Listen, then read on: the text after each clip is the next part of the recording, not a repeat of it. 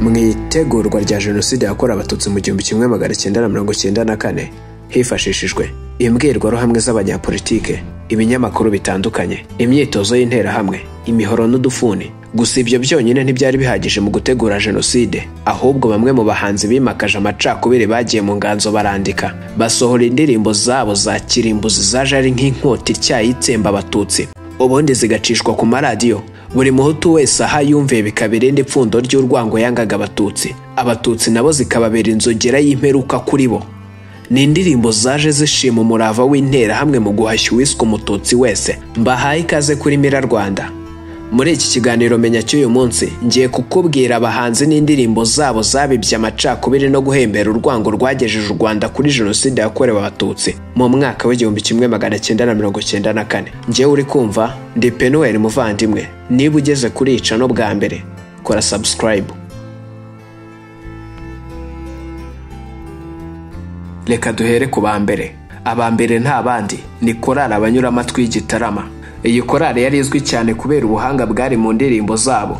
Abenshi muri bo bari barize mu seminari bazi guhimba no gucuranga. Uwari umuyobozi wabo ni Michel Habarurema. Abanyura amatwi nibo baririmbye indirimbo yubahiriza igihugu ya mbere yitwa Rwanda rwacu. Gusa ntibyababujije gutyaza inkota y'imirongo n'injyana yajyanye u Rwanda muri Jenoside.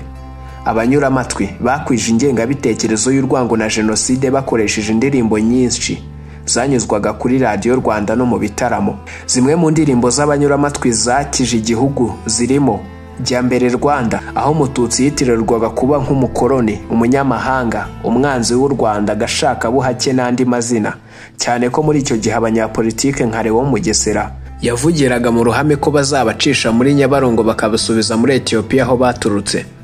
Amwe mu magambo y'iyo ndirimbo hari aho bagize bati: u Rwanda rwari rute, Kazungu na Gatutsi bararumize.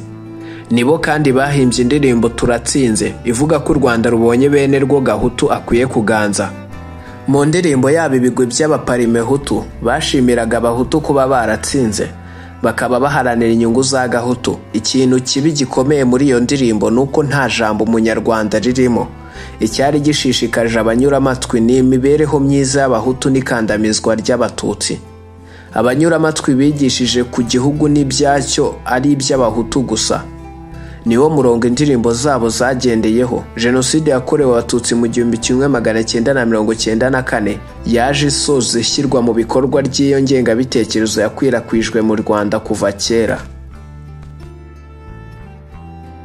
Reka tujye ku muhanzi uri ku mwanya wa kabiri. Ku mwanya wa kabiri turahasanga Simoni Bikindi.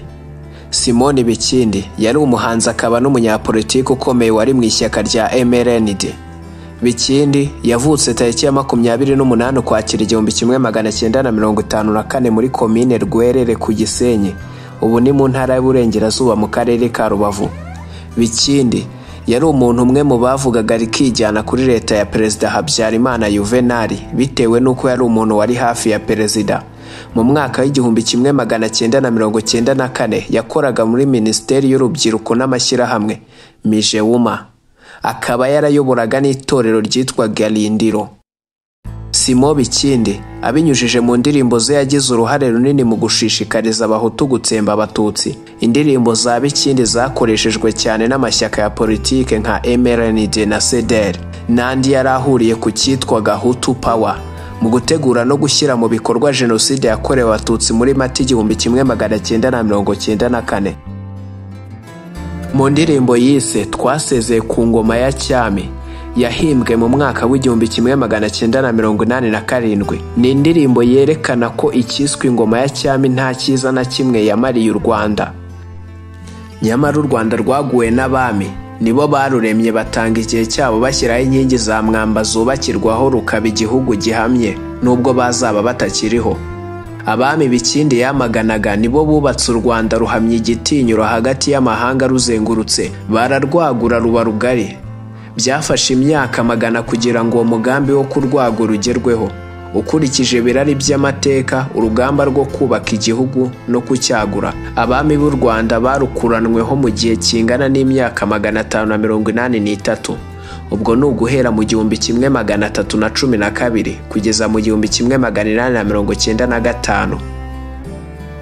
Indirimbo Nanga Abahutu yahimbwe mu mwaka w'1992. Bikindi yakanguriraga Abahutu kwishyira hamwe bakarwanya Abatutsi kuko ari bo mwanzi wari ubahuje. Bikindi yanga Abahutu binda ndende banga abandi Bahutu ko Abahutu bose bagomba guhuriza ku mugambi umwe wo kwanga Abatutsi. Indirimbo nk'iyi yateraga intera hamwe akanyabugabo zikumva ko kwishyira hamwe no kwica bagakora Jenoside ari umurimo mwiza ku Muhutu wese.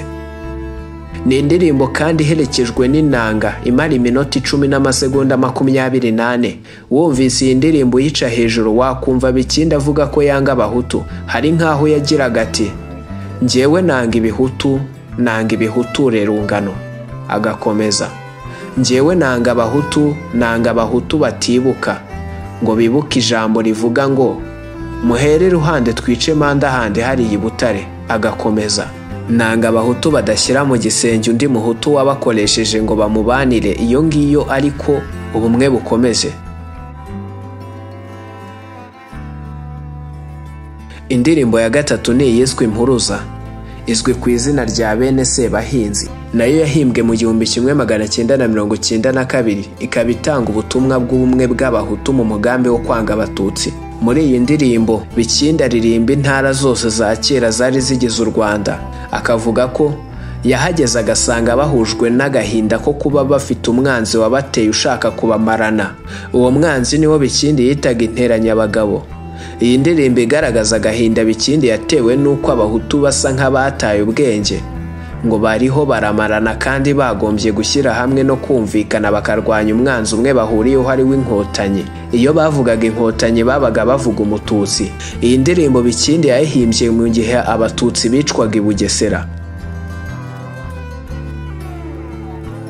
Simoni Bikindi sizo zonyine yahimbye kuko yahimbye n'indi yise Ingabo z'u Rwanda ikozwe nk'ikivugo aho yaharabikaga ingabo za FPR inkotanyi zari zaratangiye urugamba rwo kubohora igihugu. Izo ndirimbo n'izindi nyinshi zaririmbwaga n'intera hamwe ziri mu zoretse rubanda bagafata ibibando bakica abo bahuje ubunyarwanda. Jenoside yakorewe Abatutsi mu 1994 gusa inkotanyi zaratabaye zibohora u Rwanda zirangajwe imbere na His Excellency Paul Kagame. Igihugu cyongera kwiyubaka, abakoze ubwo bunyamusozi barafungwa, ababashije gusaba imbabazi barababarirwa, igihugu kimakaza ubumwe, ubwiyunge n'ubudaheranwa. Buri munyarwanda wese asobanukirwa neza uwo ari we ko Jenoside yatewe n'ubujiji bwabibwe mu banyarwanda n'abakoloni kugira ngo babone uko bakoloneza. Aho u Rwanda rugeze harashimishije, ibikorwa remezo by'icyitegererezo byarubatswe, hasigaye guhangana n'abagitsimbaranye ku mateka ya Jenoside bapfobya bakanabiba ingengabitekerezo yayo.